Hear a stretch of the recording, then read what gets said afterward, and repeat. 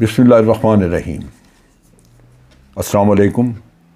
آپ دیکھ رہے ہیں ڈی ڈی پی انالیٹیکا۔ حکومت تبدیل کرنا یا آپ کہہ لیجئے کہ بیرونی سازش، یہ کیا چیز ہے؟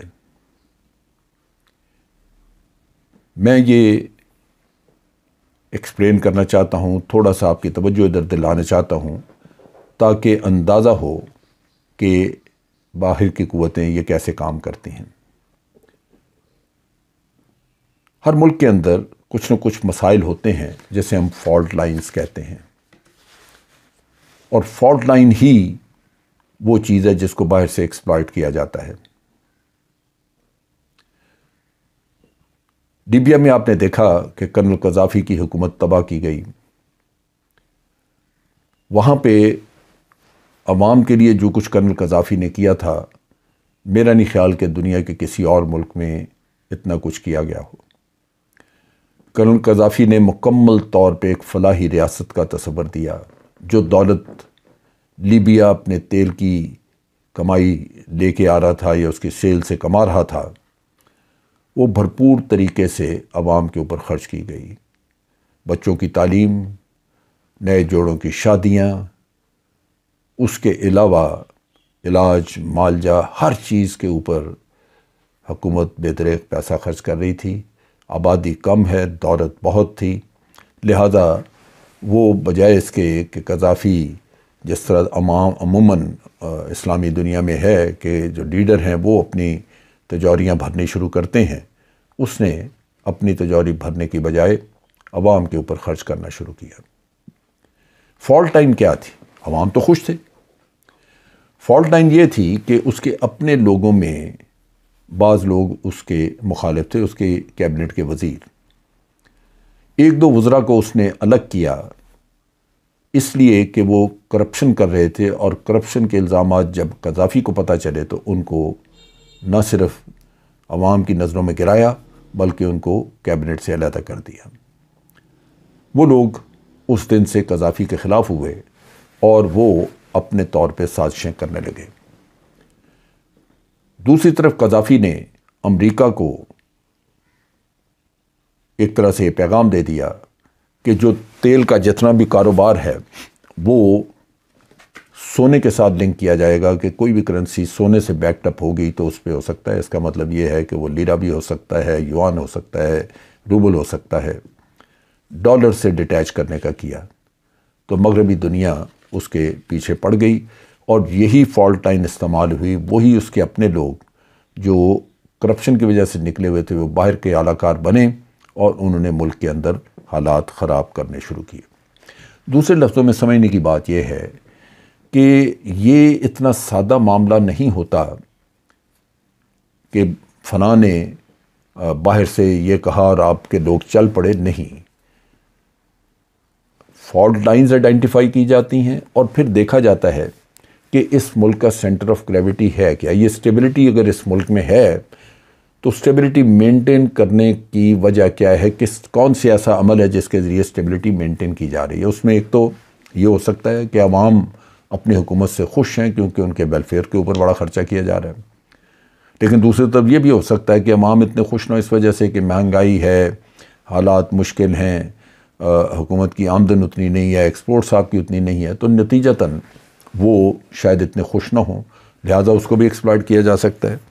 اس کے لیے ہمیشہ اپوزیشن پارٹیز کو استعمال کیا جاتا ہے، کیونکہ اپوزیشن حکومت کے خلاف نعرے لگا رہی ہوتی۔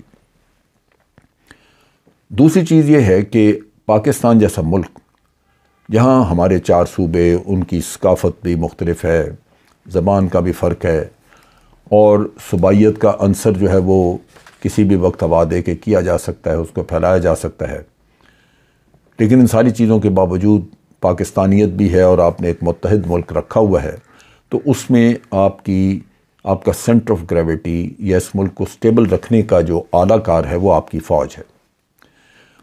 افواج پاکستان کو بہت دفعہ باہر کی ملکوں نے آئیڈینٹیفائی کیا کہ یہ پاکستان کی اسٹرینتھ ہے اور پاکستان کا سینٹر آف گریویٹی ہے۔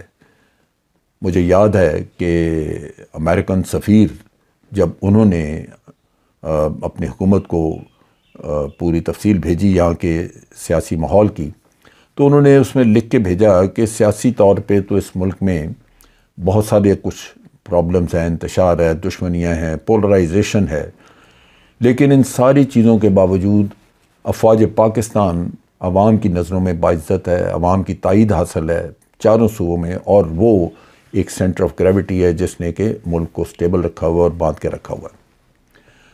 چنانچہ یہ بھی سازش کا حصہ ہوتا ہے کہ کسی نہ کسی طرح عوام اور افواج پاکستان کے درمیان فاصلے بڑھائے جائیں یا حکومت اور افواج پاکستان کے درمیان نفرت پیدا کی جائے۔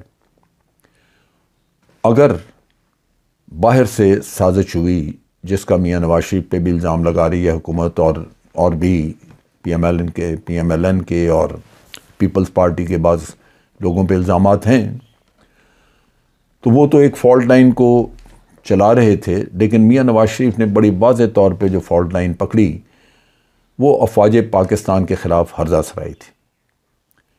اس کام میں پی ایم ایل این کے میڈیا سیل نے بھرپور رول ادا کیا، بے شمار الزامات عائد کیے۔ پاکستان آرمی جو کہ بڑھ چڑھ کے کام کر رہی تھی اور آج بھی شہادتیں پیش ہو رہی ہیں، آپ جنگ لڑ رہے ہیں ٹیررزم کے خلاف، اس میں کامیابیاں بھی ہیں لیکن قربانیاں بھی بہت ہیں، لیکن اس کے باوجود الزامات عائد کیے گئے صرف ذاتی معاملات کے لیے، ذاتی مفادات کے لیے۔ اس میں کئی باتیں ہوئیں اور یہ افواہیں پھیلائی گئیں جو میں دو ایک کا ذکر کرنا چاہتا ہوں۔ ایک تو یہ کہا گیا کہ میاں نواز شریف کو افواج پاکستان نے باہر بھجوایا ہے۔ کیا بھجوا سکتے تھیں؟ پی ٹی آئی کی گورنمنٹ نے جب اس چیز کا جائزہ لیا، جب عدالتیں کہہ رہی تھیں کہ اس کی نواز شریف صاحب کی زندگی کی ضمانت کون دے گا کہ وہ 48 گھنٹے زندہ رہیں گے، جب ہر طرف سے آپ کو آپ کے سیاسی اتحادی بھی کہہ رہے تھے کہ جی یہ یہاں پہ اگر ان کو کچھ ہو گیا تو حکومت کے لیے بڑی مشکلات ہوں گی، بہتر ہے ان کو جانے دیں، تو اس وقت کیبنٹ کی میٹنگ ہوئی جس میں پرائم منسٹر نے یہ سوال رکھا کہ کیا ہمیں نواز شریف کو ای سی ایل سے باہر نکالنا چاہیے، جانے دینا چاہیے؟ تو جو 54 منسٹرز، بہت بڑی کیبنٹ ہے، 54 منسٹرز کی کیبنٹ میں صرف 2 لوگ تھے، ایک غالباً فواد چودھری اور دوسرا میرا خیال ہے بابر اعوان، جنہوں نے کہا کہ نواز شریف کو اگر آپ نے باہر جانے دیا تو یہ ملک کے خلاف زہر اگلے گا۔ باقی سب نے 52 لوگوں نے یہ کہا کہ اس کو باہر جانے دینا چاہیے۔ سو پرائم منسٹر نے ایک جمہوری فیصلہ کیا اور اس کو باہر جانے دیا۔ اس میں افواج پاکستان کا رول کہاں ہے؟ ہر وہ ویڈیو جو اپلوڈ کی جاتی ہے میری طرف سے، اس پہ آگے یہی سوال آتا ہے کہ اس کو باہر کیسے بھیجا گیا۔ تو آج میں یہ واضح طور پہ بتا رہا ہوں کہ یہ جو پروپیگنڈا کیا گیا افواج کے خلاف، وہ افواج کو بدنام کرنے کے لیے، جبکہ اس میں قطعاً کوئی سچائی نہیں ہے کہ پاکستان کی فوج نے اس کو باہر بھیجا۔ پھر آگے عدالتی پروسیس تھا، حکومت نے کہا کہ 7 ارب روپے کا بانڈ بھر کے جائے میاں صاحب، لیکن عدالت نے ان کو 50 روپے کے بانڈ پہ باہر بھیج دیا۔ یہ لاہور ہائی کورٹ ذمہ دار ہے اس کے لیے۔ اسی طرح مختلف کاموں کے لیے پاکستان میں اعلی کار استعمال ہوتے ہیں اور ان کو مختلف ٹاسک دیے جاتے ہیں، اور خاص طور پہ افواج پاکستان کے خلاف کہ آپ منافرت پھیلائیں۔ اب جو صورتحال ہے پاکستان کے اندر، جس میں کہ عمران خان کے خلاف نو کانفیڈنس موشن آئی، اس میں بڑا شور شرابہ کیا گیا کہ افواج پاکستان کیوں نہیں کرتے، کیا افواج پاکستان کو غیر آئینی قدم اٹھائیں حکومت کی مدد کرنے کے لیے؟ حکومت کے پاس ایک مورل اتھارٹی تھی کہ باہر سے سازش ہو رہی ہے اور حکومت اس کا مقابلہ کر رہی تھی، لیکن افواج پاکستان تو غیر آئینی کام کرنے سے اگر گریز کر رہی ہیں تو سارے پاکستان کو شکر کرنا چاہیے۔ اسی ضمن میں یہ کہا گیا کہ یہ رستہ صاف کیا جا رہا ہے پی ایم ایل این اور پیپلز پارٹی کے لیے، جو کہ لوٹرز تھے، ڈاکو تھے جنہوں نے لوٹا، اور اس میں باجوہ صاحب ایکسٹینشن لینا چاہتے ہیں، اس وجہ سے یہ سارا ڈرامہ کیا گیا۔ پہلی بات تو میں یہ واضح کر دوں پوری اتھارٹی سے کہ باجوہ صاحب کسی بھی ایکسٹینشن کے لیے تیار نہیں۔ وہ انہوں نے بالکل کوئی رضامندی ظاہر نہیں کی، بلکہ خاص طور پہ انہوں نے واضح طور پہ کہا ہے کہ میں اب ایک بھی منٹ کی ایکسٹینشن نہیں لینا چاہتا، نہ لوں گا، اور میں جا رہا ہوں۔ اور ہم اس بات کے شاہد ہیں کہ وہ بالکل اپنے وقت پہ ریٹائرمنٹ اپنی لیں گے۔ سو یہ الزامات بالکل غلط ہیں۔ اسی طرح اگر یہ کوئی کہتا ہے کہ پی ایم ایل این کا رستہ صاف کیا یا فلاں کا رستہ صاف کیا، تو رستہ کیسے صاف کیا؟ ووٹ تو آپ لوگوں نے دینا ہے، کسی اور کو مورد الزام کیوں ٹھہراتے ہیں؟ اگر آپ کسی چور کو ووٹ دیں گے، ڈاکو کو دیں گے، لٹیرے کو دیں گے، کسی آئین شکن کو دیں گے، کچھ بھی آپ کریں گے اور وہ پاور میں آئے تو ذمہ دار آپ ہیں۔ اس میں پاکستان کی افواج کی کوئی ذمہ داری نہیں ہے۔ اس طرح کی باتیں کرنا میں سمجھتا ہوں کہ نہ صرف آپ کی ذہنی پستی کی غمازی کرتا ہے، بلکہ اس کے ساتھ ساتھ یہ ظاہر کرتا ہے کہ آپ کو ان خطرات کا احساس نہیں ہے جو باہر سے سازشی یا آپ کے ملک کے اندر سازش کر کے آپ کے ملک کو دوچار کرنا چاہتے ہیں جن خطرات سے۔ ایک بڑا سمپل معاملہ ہے، اگر آپ افواج کے اوپر الزام در الزام لگاتے رہیں گے بغیر ثبوت کے، بغیر کسی بات کے، تو کیا افواج کے اندر بددلی پیدا نہیں ہوگی؟ اس بددلی پیدا ہونے کے ذمہ دار آپ ہوں گے۔ ایک طرف تو آپ ووٹ دے کے غلط آدمی کو حکومت میں لے کے آتے ہیں، پھر الزامات کسی اور پہ ڈالتے ہیں۔ تو یہ بہت ضروری ہے کہ اس پروسیس کو سمجھا جائے۔ کوئی کسی کو لانا نہیں چاہتا۔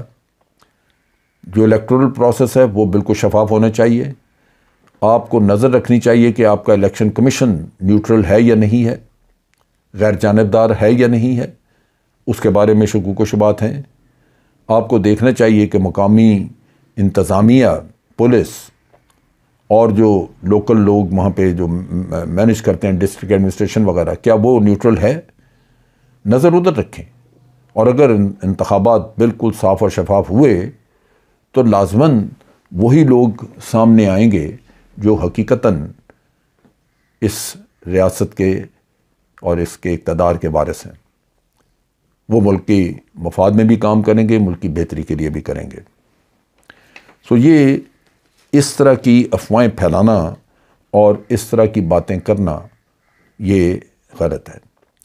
پھر کسی نے یہ بھی کہا کہ تحریک انصاف کے لوگ جو ہیں وہ چھوڑ رہے ہیں، اگر باجوہ صاحب ایک حکم دیں، ایک ٹیلی فون کریں تو یہ سارے واپس آ جائیں گے۔ وہ کیوں ٹیلی فون کریں؟